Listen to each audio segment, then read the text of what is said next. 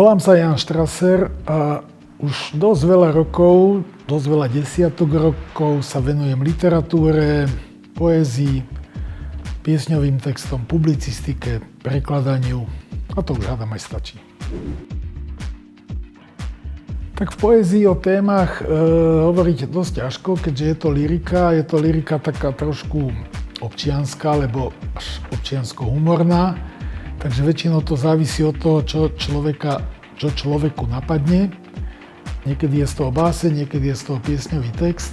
V poslednom čase už tej poézie píšem menej, skôr dokonca aj vôbec nie. Viac prekladám a hlavne, čomu sa venujem, sú knihy rozhovorov.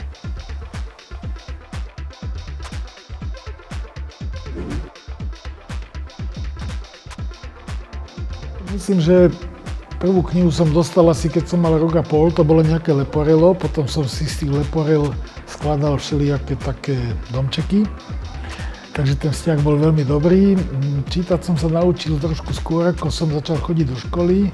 Môj nebohý priateľ Peter Pišťanek hovorieval, že jedináčikovia nemajú radi nedele, lebo sa nemajú s kým hrať a naučia sa čítať v 5 rokoch. Tak bol to trošku aj môj prípad. A ako vznikne čítanie a písanie, to si neviem dosť presne už dnes zadefinovať, ale tvrdím, že niekedy v puberte každý chlapec napíše nejakú básničku, niekedy dneska už vlastne napíše mail alebo napíše SMS-ku, kedysi to bolo básnička na papier alebo do pamätníka. To si už nepamätáte, čo boli pamätníky.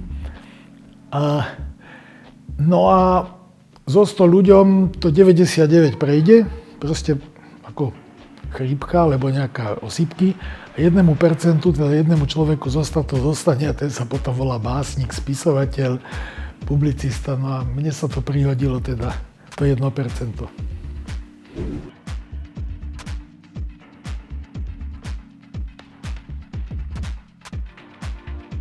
V poslednom čase, už posledných viac rokov čítam, nehovorím, že výlučne, ale v drvivej väčšine literatúru faktu. Historickú literatúru, životopisy, knihy rozhovorov. Proste ešte stále svojich 76 rokov života mám pocit, že sa niečo môžem dozvedieť, aj keď neviem, na čo mi to bude. To už sa asi veľmi využiť nedá, ale beletria ma zaujíma čím ďalej, tým menej. Ale hovorím, literatúra faktu, tej je dneska veľmi veľa, historické veci to áno. No tak zase my starší sme už sami knižnice, dá sa povedať.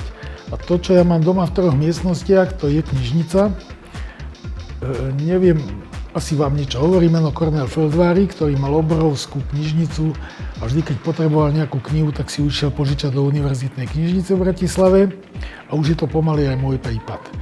Že tá knižnica už sa feldvarizuje, už sa tam nevyznám a pokiaľ ide o verejné knižnice, tak mám vzťah priam úžasný, lebo ja som de facto skoro v knižnici vyrastal. Tam, kde som býval, bola knižnica vo fabrike, závodná knižnica.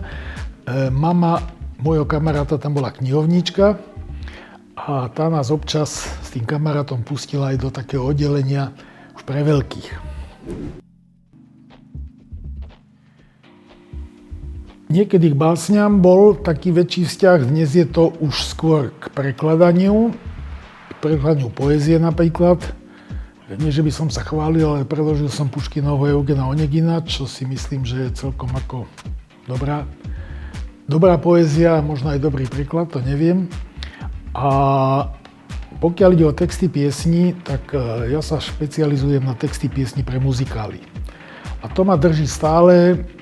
Tých príležitostí nebýva veľa, pretože muzikál pre divadlo to je pomerne drahá záležitosť producentsky. Ale keď takáto príležitosť je, už či je to zahraničný muzikál, že sa pretextuje, teda pre básni, alebo aj pôvodný, tak veľmi rád sa zúčastňujem. Stačí povedať Cyrano z predmestia a Neverte nám princeznu, to sú 2 pôvodné muzikály, na ktorých som pracoval. A tých zahraničných bolo veľmi veľa. Naposledy taký významný bol Jesus Christ Superstar napríklad. Robím to veľmi rád a možno je trošku dobre, lebo oslovujú ma na túto prácu.